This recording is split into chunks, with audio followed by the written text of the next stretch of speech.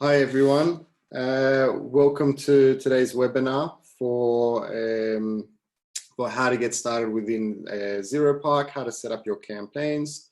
I am your onboarding manager, Adam. I work at Zeropark. I onboard all the new advertisers, anyone that's interested within that's interested with Zeropark. I'm usually their first point of contact. And today I'd like to go through how to set up a campaign. We'll have some questions throughout the webinar, and we'll be taking some more questions at the end of the webinar. So let's get started today. So first, what we're going to do is we're just simply going to sign in. So we're going to log in at the top right-hand corner, type in our login details,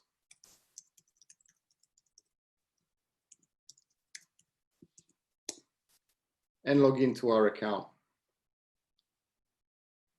So usually when we do have our campaign, our account approved, and we're able to start running and start buying traffic, there's a number of things that we're going to that we can see straight away. So we have our insights table where we can see a full graph of how our campaigns are performing overall, how much they've spent, how much we've made if we are sharing the payout, the redirects, so how many views or clicks that we're getting, as well as the conversions if we have that set up within our tracking system.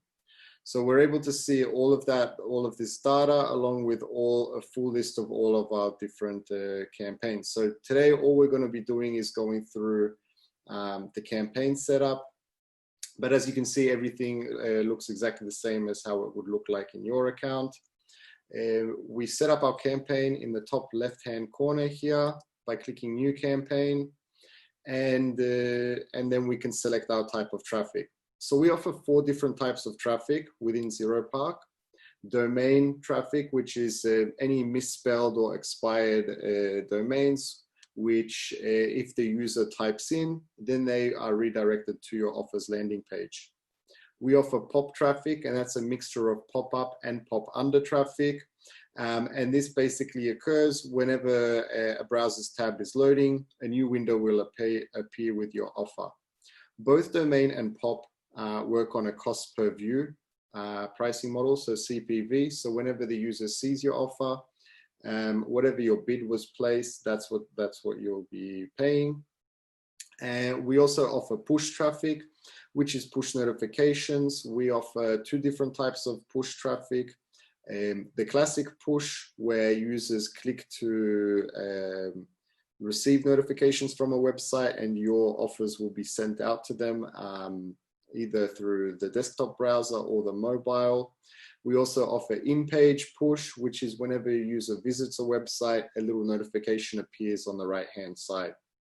And our latest type of traffic, which has been around since about March of this year, is in-app native. And that's with our partner Letgo within their mobile app.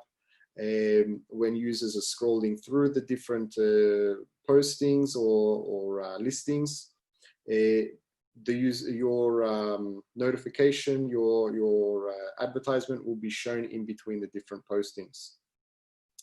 So for the purpose of today's onboarding call, unfortunately, we don't have enough time to go through individually each type of traffic and explain in great detail. However, the sign up form, the campaign creation form looks exactly the same across all of our different types of traffic. And in that, what we can do is we can usually pick one, and the form looks exactly the same. There are small differences, but that's something that we can discuss on offline on a more personal level. But for today's call, what we're going to do is we're going to go through push campaigns. So when we click on the push notification, we can see that we offer 3 different types of targeting. Now, whenever starting a campaign, whenever testing a campaign, it's necessary to start off with a run campaign, which is a run of network. This allows you to buy all available traffic within the given vertical, within the given traffic filters that you've got set. Users would usually run this type of campaign for about 4 to 5 days. That will allow them to gather enough data on what settings are working best for them, whether it is desktop or mobile, whether it is browser, OS, or even mobile carrier targeting or Wi-Fi targeting. And usually once you've run that, depending on how the campaign's performance runs, you would have enough data to be able to start building a whitelist. And that is what you can do either with the sources, which are the publisher feeds, so the people that are sending the traffic, or the targets, which are the website IDs, which are associated to the different publishers. The best way to describe the difference between a source and a target is that if you imagine a giant tree where the tree stump is the source and the branches on the tree are the different targets. So you can get quite narrow, quite exact targeting with the target whitelist. However, one thing which is important to remember is that targets tend to have a lot shorter life cycle than a source. So it's generally recommended to run a source campaign after running a run of network campaign, so that you've got a constant flow of different targets to be able to keep your campaign active and running for a longer period of time, and simply managing the targets. But because we're just starting out today, what we're going to do is we're going to set up our run of network campaign. So what we'll do here is we click on run, and now we can set up our test campaign. So first off, we set up with a name. I always recommend to always pick something where just by reading the campaign name, you know exactly what's happening, what the campaign is about. So for my first type of campaign, what I would recommend is to choose the type of traffic. So in this case, it would be a push campaign. We can then set it up for the different targeting. So that would be a run of network. And then the type of offer that we're promoting. That way we're able to see, okay, look, this is the offer that we're going to be running. So for example, let's say a survey and sweep offer. And then if we're running any other offers, we can simply quickly find out which campaign we want to be looking at, as well as whenever we're analyzing the data. So what I tend to do is simply put the type of offer that we're running, as well as the country that we're targeting. So for example, we can select the US, United States, and then we can also, if you choose to, put the payout so that you know exactly what the payout is, or if you're unwilling to do that, you can simply just leave it as just the US. As I mentioned earlier, we do offer the push type notifications within the classic push, as well as the in-page push. So whenever running a campaign with the run of network, it's always generally recommended check with the support team or either with myself what type of traffic would be best suited. However, if you are looking to test everything that's available, I strongly recommend it to select both in-page and classic push. Now, there are benefits with both of these. In particularly, the biggest difference and benefit is the ability to be able to target iOS devices such as iPhones and iPads with in-page push. This is because classic push has the issue where Apple doesn't allow any third-party push notifications on their devices. So it helps to, when differentiating between, for example, the within classic push where you're only able to target Android devices, whereas with in-page you can target iOS and Android to run both and see which ones perform better. And there are benefits depending on which offer you're running.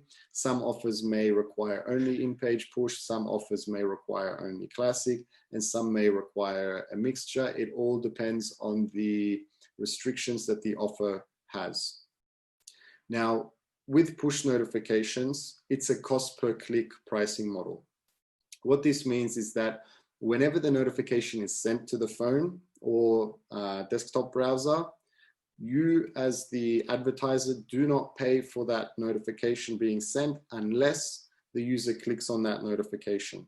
So this is a big difference when it comes to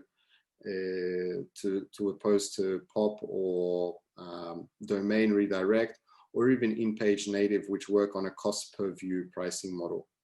Here, you're only paying whenever the user engages with the advertisement or with the offer. So in terms of pricing and budgeting, it is very helpful, as you can gauge the user's engagement with the offer.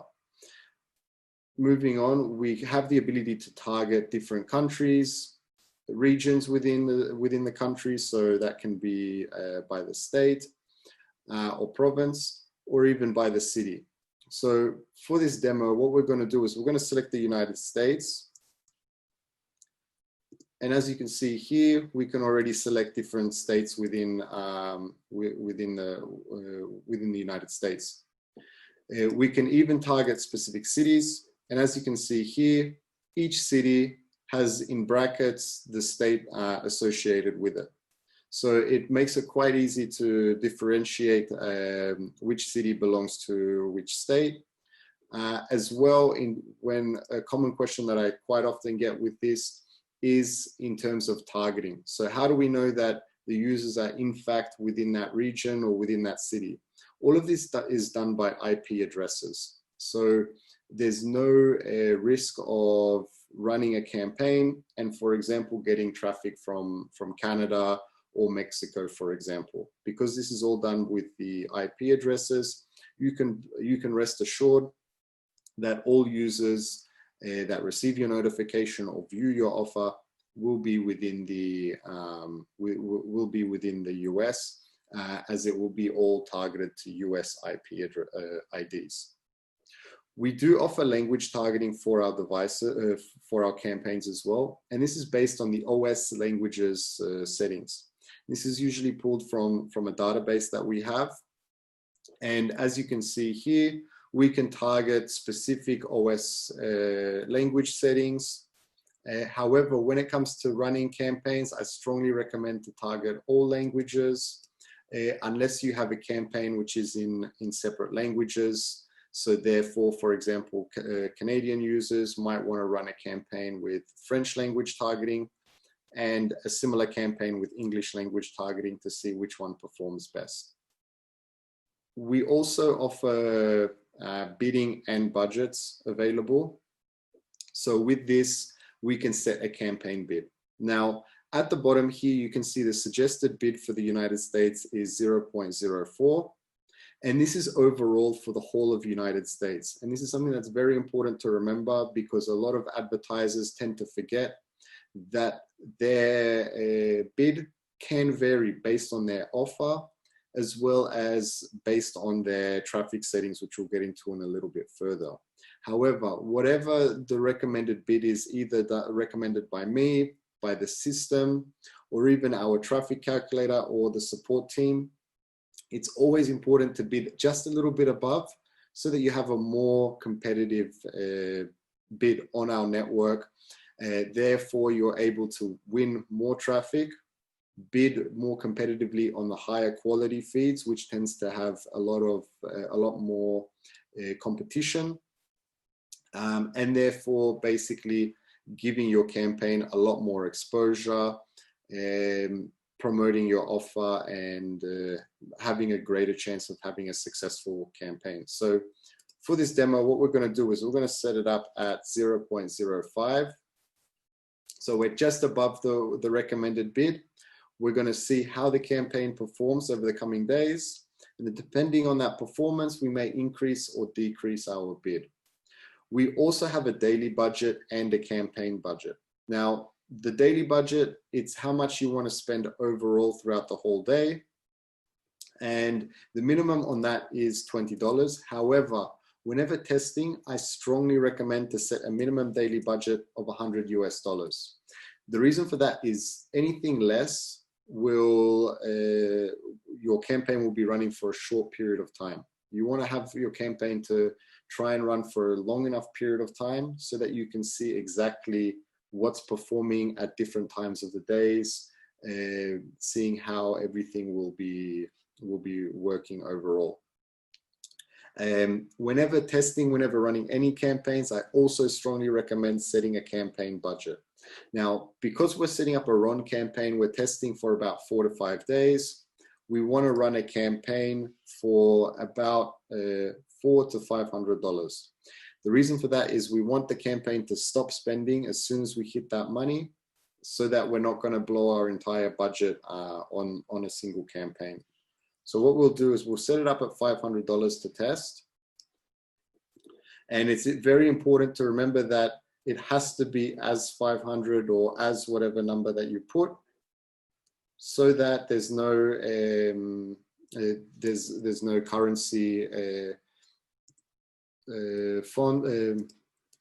fonts, so that there's no so that the system can register it and read it as correct. Now we do send out a notification whenever the campaign runs out of budget, so that you do get an email straight away notifying you that the campaign is out of budget.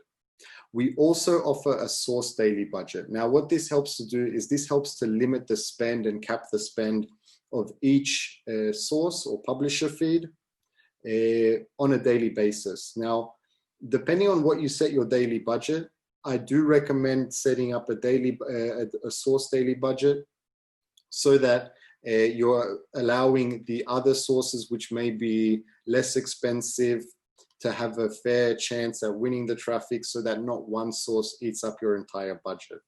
And depending on what that is, I usually recommend to set it at $20 as the minimum, and go from there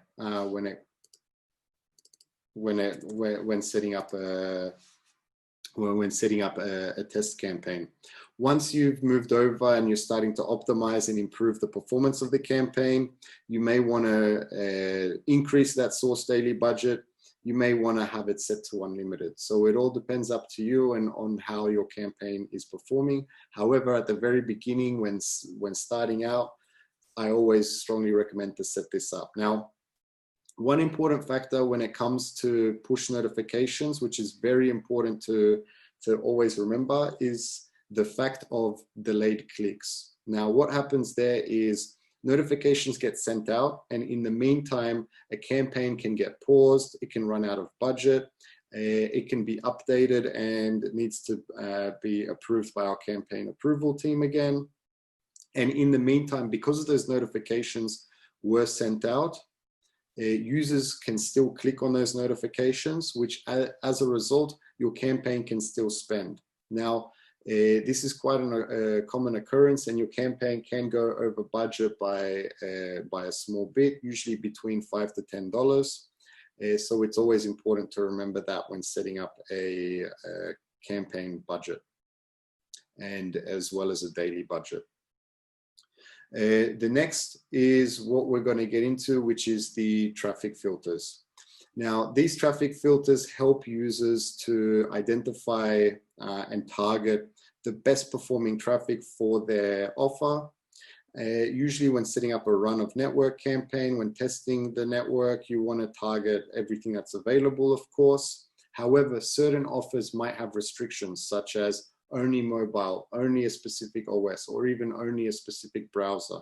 So it's always important to click on the advanced settings and check exactly what you can target and what you don't need to target. So as you can see here, we do have the ability to target different desktop browsers as well as mobile browsers. We do have the ability to target specific OS versions on the desktop or the mobile, as well as the OS versions. So we can set it up, for example, between Windows 2000 and let's say Windows 8, for example, if we need to.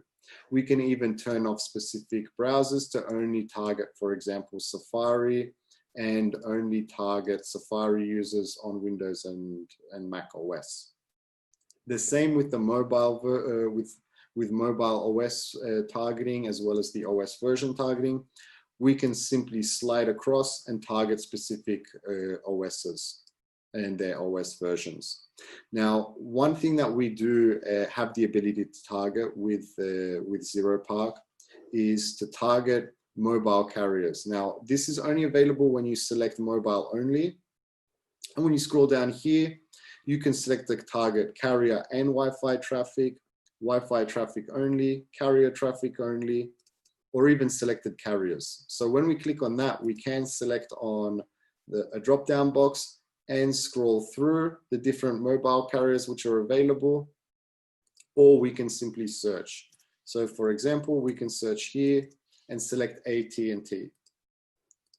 And therefore, we're only going to be targeting AT&T users that are only on the mobile device.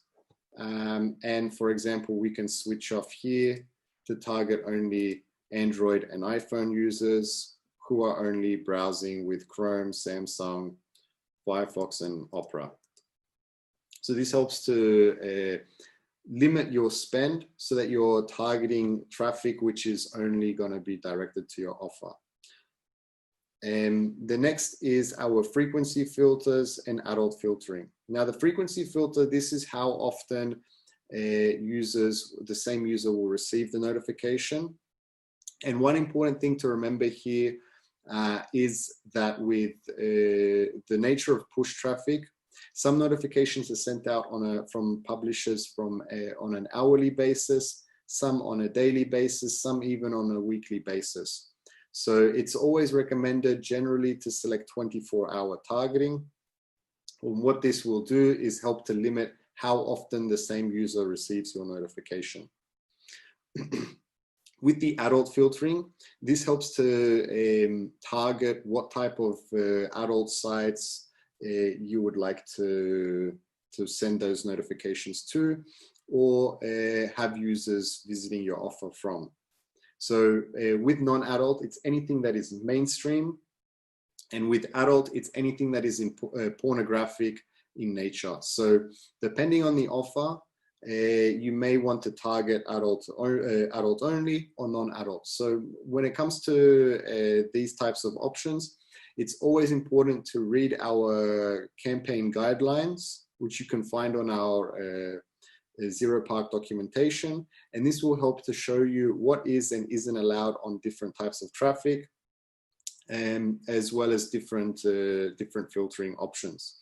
Now, if you ever select adult and, for example, non-adult, and you want to only then after a couple of days or an hour or so, whenever you've launched the campaign, you want to target non-adult traffic, your campaign, and you deselect adult, your campaign will then be then placed into review for our campaign approval team to review to make sure that there is no adult content appearing on any of the notifications or websites. We do also offer a day parting feature, and this is something that is very, very important for running anything like a click to call offer, any offers that require users to call into a call center, for example, as you can set the call center to run on specific times of the day, the campaign to run on specific times of the day, or even days of the week, which the call center would be running on. This is also a great feature for when it comes to campaign optimization and improvement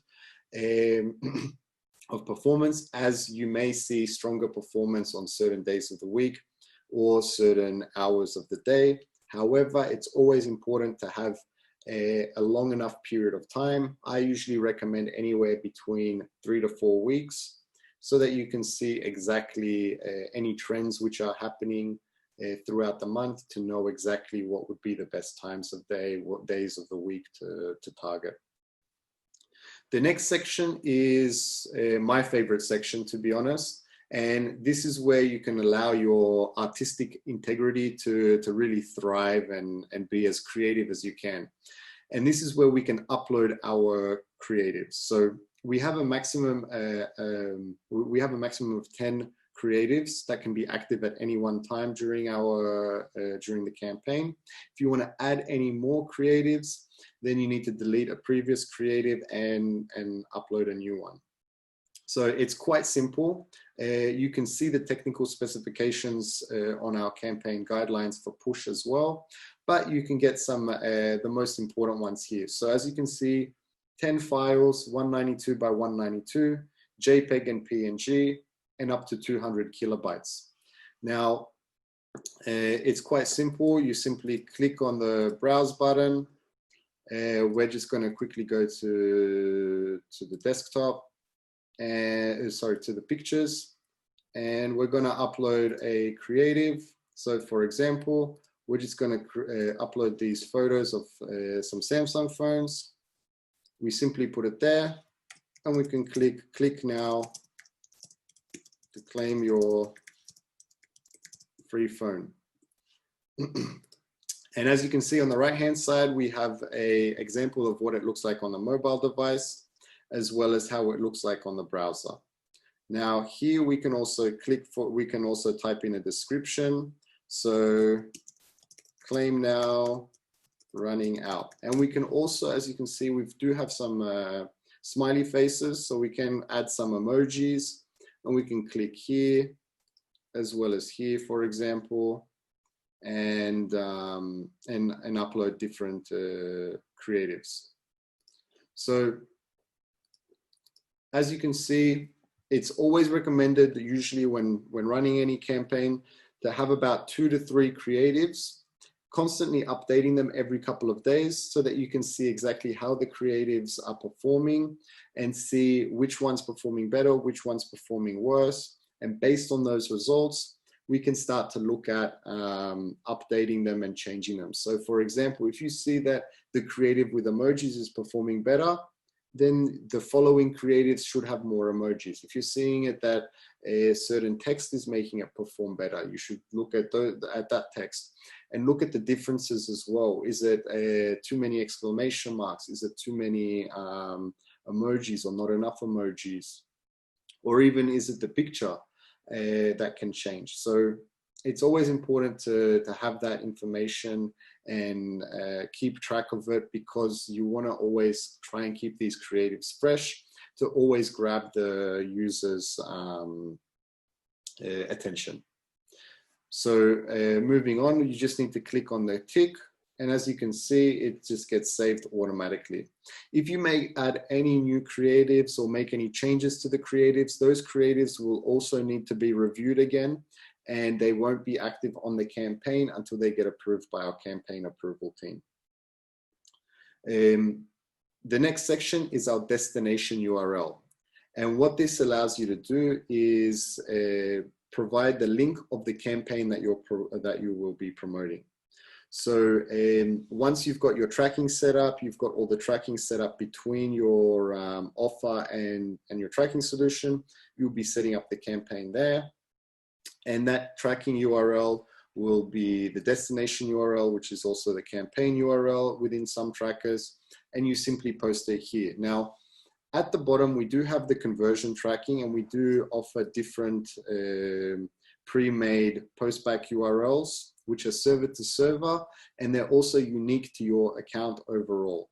So what this means is, if you have any, if you're using any of these trackers at the bottom here, you can simply click, for example, volume, copy this postback URL, which is already copied, and then paste it in the postback section of your tracker, and already have that flow between the payout and the click ID. Now, having a tracking solution is essential when managing a campaign, when running any campaigns, because you want to be able to see what is working well with the campaign and what isn't. Now, we do have different tokens here, and as you can see, it's essential to have the click ID token, especially here as well, pointed out. And what this does is this helps to collect all the click IDs. So if you ever have any issues with the traffic, anything like that, our support team, myself, or even the account managers will always ask you for the click IDs. And with those click IDs, we're able to investigate and see exactly what's happening. However, when it comes to campaign management, this is also a crucial factor, because you can see exactly, for example, which targets or which sources are bringing in conversions, performing well for you. The campaign ID, if you're running the same campaign across multiple networks. We have the geo, if you're running, for example, the same campaign across multiple countries. The OS, so that you can find out, for example, whether Mac or Windows is performing better, whether iPhone or Android phone is performing better. The different browsers. The creative number, which is also crucial if you're since you're constantly updating those creatives. You want to be able to have as many, you want to be able to track their performance as well. We have the visit cost as well to help explain how much you paid for that particular click or visit if you're running it on pop or domain traffic.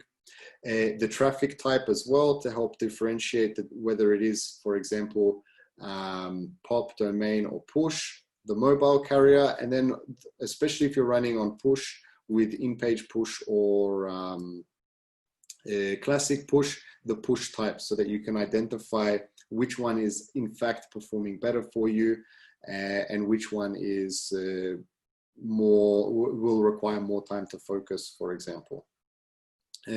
We do also set a conversion payout, and this can be auto, which can be fired directly from the tracking solution as what you put out. Or if you don't choose not to disclose that information, or you want to change it a little bit, you can set it to manual. So what this means is that for every conversion that you receive, so for example, this can be a sign up, a deposit, or even a purchase, you can set it up here as a manual that, for example, you made $5 or $2, or for example, if you're running some of the higher paying out offers, $30 or more. So this is quite a useful tool to help you in terms of optimization, as it helps you in terms of your calculating your return on investment. The last section that I'm going to speak to you today about is the campaign vertical and whether or not we're using any pre-landers. Now, this is a step which is essential for our campaign approval team in terms of better and more efficiently approving your campaign. So choosing the correct campaign vertical to your offer is crucial, as you want to make sure that you've got everything set up properly. So what this means here is you can select from a variety of different options what type of offer you're promoting. For example, let's say that we're selecting that we're running a survey and sweep offer, so we can select here survey and sweep, whether or not we're using any pre-landers. So this is basically an extra page before the user hits the registration page or purchase page to try and convince the user to either sign up or purchase your product. So you can select here yes or no, and it's important to remember this won't affect your campaign's traffic at all. However, it is a crucial step in completing the sign up and campaign creation stage. The last section is the campaign status after approval, whether you want to have it active or paused. Now, our campaign approval team works in Central Europe, so their hours are usually between 8 a.m. and 6 p.m. Monday to Friday, and 8 a.m. and 4 p.m. On the weekends, so Saturday and Sunday. Now, because of this, a lot of our advertisers are based all throughout the world. What I strongly recommend is to set campaign as paused, so that when you are running a campaign, you will be, and you submit it for approval, you'll get a notification that the campaign has been approved, and you can activate it when you're ready to start buying traffic. So quite often I have users in the United States, for example, and the campaign gets approved when it's midnight at their time, so they're already asleep. And throughout the night, it's buying traffic rather than launching it when they're awake. Or similarly, you might be setting up a campaign and you might have to leave. So you might want to set it at pause to activate it when you're ready to start monitoring the traffic on your end. And then basically all we do is hit save. And if we missed out anything, the campaign will shoot us back up to the top. And we can simply scroll down and see notifications of what we missed out. So as we're scrolling down, we're looking for anything, and as you can see here, we do have an error here where we didn't put in any destination URL. So for this, what we're going to do is we're just going to simply put the Zeropark website in, and it will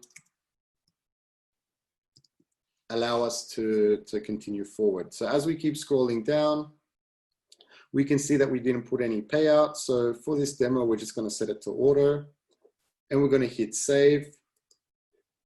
And once we've created our campaign successfully, we're going to have all of the information here for what's happening with our campaign, what types of settings we've got for our campaign. So we've got a full summary here that we can see all of our campaign settings. We can see our campaign URL that we've got set up here. And then what we can do is we can always go back and edit it, or we can go to details. If we go to details, we'll be taken into the dashboard of the overall campaign. Now here, what we've got is, you can see in the top left-hand corner, the campaign name, the pending of the status of the campaign. So it's pending for approval. We've got the campaign URL. We've got the win ratio for the last 3 days, the country that we're targeting, conversion test link, and this is an important factor to make sure that you've got your postback set up properly. You can find more detailed information regarding the postback URL and all of that tracking information in our documentation, as well as an article explaining how to, a step-by-step guide on making sure that you've got the conversion testing set up properly to make sure that that is firing back those conversions back into Zeropark. We've got a full budget, a full summary of our entire budget. So our campaign bid, our total budget for the campaign, our daily budget, as well as our source daily budget. On the right-hand side, we have the option to edit the campaign. So this is something that's very important to remember. Whenever you're editing a campaign, whenever you're running a campaign, you may need to make small changes throughout the test phase. So you might say, okay, look, first day, I got awesome conversions on mobile devices. So what I'm going to do as the next step, I'm going to switch off everything that's on desktop. Or I got awesome conversions on specific browsers, so I'm going to switch off those browsers. Those types of changes. And then based on those results, you might need to go back and re-edit the campaign. So you can always re-edit and make changes to any of the campaigns. It's important to remember, if you make any changes to those creatives, like I mentioned earlier, so adding any new creatives, changing anything in the creatives, those changed creatives or new creatives will be submitted back to the campaign approval team. If you make any changes to your campaign URL, the whole campaign will go back into the approval process. We also have a full insights graph like we do on the campaign dashboard to show us exactly how the campaign's performing in terms of spend, in terms of payout per conversion, in terms of clicks, as well as conversions. So this helps us to see all the information, and we can always make changes to it within the given time range that we've got set in the top right-hand corner. When we scroll down a little bit further, we have our optimization rules, and this is something that I recommend after running the campaign through the test phase, where you can set up optimization rules where the system helps to monitor the spend of sources or targets based on specific rules. So if we click here, for example, we can set it to, for example, our payout is $2.50. We click that we understand the rules. And then the system automatically sets up 3, 1 on the source level, 2 on the target level. Now, you can also always edit these, and you can do that by always clicking on the pencil, changing it, whether you want to run the rule on the target or the source, on the spend or the clicks, on the conversions, return on investment, the ECPA, which is the average cost per conversion, or the click rate, whether we want to have it higher or lower, and within whatever time range we want to set it at. So we can set it to within the last hour, last 24 hours, last 7 days, or even a custom time range. The last section that I'll speak to you before getting you guys to ask any questions that you might have is Here you have a full summary of all of your creatives. So the impressions, how often it's been shown, the clicks, how often it's been clicked, spend, conversions, payout, just like above in the insights graph. ROI, so that's your return on investment, your ECPA, so your average cost per conversion, the CTR, and that's your click-through rate. So whenever a notification is shown and someone clicks on that notification, you'll have a percentage there to show you the level of engagement. You've got your average cost to show how much on average you're spending for each creative. And then on top of that, you've got the same information here with the sources and the targets. Nothing will appear at the moment because we don't have any targets or sources, but you do have all of this information. We do also, under the bid column, have the ability to set custom bids on the targets or the sources. And this is quite useful when it comes to managing your campaign so that you can make custom bids that override the overall campaign. And as with that, I will leave you for today. If you have any other questions, please reach out to me on Skype or email, and have an enjoyable day or happy evening, and hope to speak to you soon on about anything regarding Zeropark.